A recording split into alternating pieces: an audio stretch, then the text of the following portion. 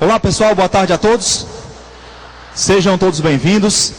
Este é o nosso segundo ano de Academia Enem. Ano passado foi um sucesso, foi muito bom. E eu creio que este ano vai ser melhor ainda, tá certo? Olha só, a minha aula com vocês é a aula 2 da apostila, tá certo? A partir da página 8, cujo título é O que é interpretação textual? Eu sou professor há 14 anos aqui em Fortaleza. E desde o ano passado tenho o privilégio de servir aqui no Academia Enem, tá certo? Eu tenho uma página no Facebook chamada Professor Volney Ribeiro. Então não é para você adicionar porque é uma página, mas você pode curtir e receber informações sobre língua portuguesa, literatura, redação. Você pode tirar dúvidas, você pode mandar perguntas, interagir, tá certo? Então através dessa página no Facebook, Professor Volney Ribeiro, eu consigo me relacionar melhor com vocês. Bacana? Então assim que puderem, os que tiverem Facebook, curtam lá, para eu poder ser mais útil ainda a vocês. Queridos, antes de começar a falar sobre o que é interpretação textual, e a gente interpretar texto, e analisar texto, eu queria conversar um pouquinho com vocês, como essa é a nossa primeira aula, primeiro dia, sobre o estudante brasileiro na era do Enem. Nós sabemos que o perfil das provas mudou. Com o Enem você não vai ter apenas avaliação de conteúdo. Você vai ter conteúdo que é interdisciplinar, questões que são contextualizadas. E se você que já fez Enem perceber, as provas não são nada tradicionais, né? Nada tradicionais. Então é muito importante que você entenda isso. A própria UES, no final do ano, já vai ter o Enem como exame de seleção. Então é muito importante agora a gente participar desse projeto, porque no final do ano a gente vai poder, pelo SISU, se inscrever em universidades de todo o Brasil. Todo o Brasil. Para refletir, o sábio Salomão, certa vez, disse o seguinte: tudo quanto te vier a mão a fazer, faze-o conforme as tuas forças. O que ele queria dizer com isso? Que você não poupe esforços para fazer aquilo que precisa ser feito. É muito comum os alunos que se preparam para o vestibular se dividirem entre aqueles que estudam muito e aqueles que estudam mais ou menos. Então dedique-se, faça o que for preciso fazer, não se poupe, não tenha pena de você. Se você tiver a consciência tranquila de que fez tudo o que precisava ser feito, os resultados virão. Eu acredito nisso. E aí Roosevelt certa vez falou o seguinte também: é melhor lançar-se à luta em busca do triunfo, mesmo expondo-se ao insucesso, do que ficar na fila dos pobres de espírito, que nem gozam muito, nem sofrem muito, por viverem nessa penumbra cinzenta de não conhecer vitória nem derrota. Você sabia que muita gente não faz vestibular porque tem medo de não passar? E aí o olhar do outro pesa. Mas parabéns a vocês que estão aqui, que ignoram isso e que vão não só participar, não só lutar, mas também vencer. Será que tem alguém hoje se sentindo assim, perdido ainda, nesse labirinto, né? Que o labirinto é para você se perder, não é para você se achar. Mas este ano, esse labirinto vai deixar de existir, tá certo? Como o Fábio já falou, a cada final de semana vocês terão aula sobre uma área específica, até o final do ano. Pessoal, vamos conhecer um pouquinho o Enem? E em seguida a gente entra na parte da interpretação de texto. É muito importante você saber o Enem, conhecer o Enem. Há um livro, A Arte da Guerra, de Sun Tzu, em que ele diz que se você conhece a si mesmo e ao inimigo, você vencerá todas as batalhas. Então é muito importante conhecer o Enem. Primeiro, o que é o Enem? O Enem é um exame nacional do ensino médio que foi criado em 98 para avaliar a qualidade do ensino no país. No primeiro exame, não havia 200 mil inscritos, para vocês terem uma ideia. Não havia o crédito que tem hoje. Para que serve o Enem? Então, inicialmente, ele surge para avaliar a qualidade do ensino no país, mas depois ele passa a ser usado como exame para vestibular. Então, hoje o Enem serve para você se inscrever no SISU, para concorrer a uma vaga na universidade, serve para você participar do programa Ciências Sem Fronteiras, ir para o exterior, por exemplo, para você conseguir uma bolsa no ProUni e até mesmo para você concluir o ensino médio. Muitas pessoas têm feito o Enem para conseguirem o diploma de ensino médio. Quantos alunos se inscreveram no Enem em 2013? Vocês têm uma ideia? Mais de 7 milhões de alunos. Possivelmente agora, em 2014, a gente vai ter cerca de 8 milhões. A meta do governo é chegarmos a 10 milhões. É muita gente. Então vocês vão concorrer com um grande grupo. Que áreas de conhecimento são contempladas na prova? Então são 4 áreas. A minha é linguagens e códigos e suas tecnologias. Então na minha área, durante todo o ano, vocês vão ter português, tá?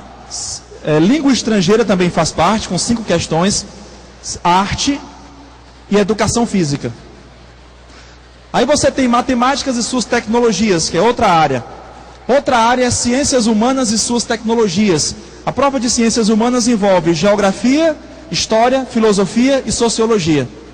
E também ciências da natureza e suas tecnologias, que envolvem química, física e biologia. Tá certo? Então são essas 4 áreas. 180 questões, mais uma redação. É uma prova bastante cansativa, né? Bastante cansativa. Como são elaboradas as questões do Enem? Primeiramente, quanto à situação problema. Envolve interdisciplinaridade e contextualização. Toda questão parte de um contexto, de um texto. E são questões interdisciplinares. Você pode, por exemplo, encontrar uma música de Chico Buarque na prova de matemática. Um texto de história na prova de ciências humanas e filosofia, tudo entrelaçado ali, tá? E todas as questões são adequadas à compreensão do participante e à extensão da prova. Ou seja, nada que vocês não consigam fazer. Quanto às alternativas, A, B, C, D, E, tá? Apenas uma é correta. O Enem não cobra a questão errada. Lembram-se daquele tipo de questão que cobrava o exceto? Todas as alternativas abaixo são corretas, exceto... Aí o aluno errava porque não tinha visto o exceto. Então o Enem cobra sempre a correta e só existe uma correta. E às vezes vocês terão que marcar a mais correta. Todas são corretas, mas uma é mais correta. Tá? São homogêneos no conteúdo, ou seja, as questões serão bem parecidas. Quanto à forma também, o Enem não põe, por exemplo, numa questão de história, letra A com uma linha, letra B com 5 linhas. Então, elas são homogêneas no conteúdo e na forma. Não tem pegadinhas para induzir você ao erro. Os vestibulares tradicionais faziam muito isso. Elas não contêm pistas também para ajudar você. São questões independentes. A questão 1 não depende da questão 2. Tá? Não contém certas palavras que induzem a afirmações falsas ou verdadeiras. Como se preparar para o Enem? Essa é a grande questão. Vocês já deram o primeiro passo, né? Saíram de casa e vieram para cá. Estabeleça um horário de estudo. Para quem trabalha é um pouquinho mais difícil, mas não é impossível. Para quem só estuda, você vai ter muito tempo. Então, faça um horário de estudo, que a gente percebe o seguinte. Quanto mais tempo uma pessoa tem, menos tempo ela usa. Já perceberam isso? Lá no colégio, quando o professor passa um trabalho, eu passava um trabalho, dava um mês, o aluno queria fazer no último dia, né? Aí dizia não conseguiu fazer, dizia para o professor que quem estava com o trabalho faltou, né? Não conseguiu foi fazer.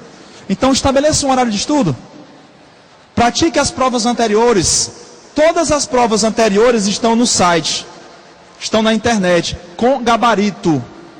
Seria muito interessante vocês praticarem já, tá? Participe de provas e de simulados, aqui ou na sua escola. Procure compreender os conteúdos e não decorá-los, porque no Enem é mais importante entender do que memorizar. Seja assíduo às aulas. Hoje é o nosso primeiro encontro. Ao longo do caminho as pessoas vão cansando, desistindo. Seja assíduo. Quero ver você em todas as aulas aí, viu? Esteja antenado com os temas da atualidade. Já perceberam que às vezes uma pessoa que nem estudou muito para o Enem, mas é informada, faz uma boa prova?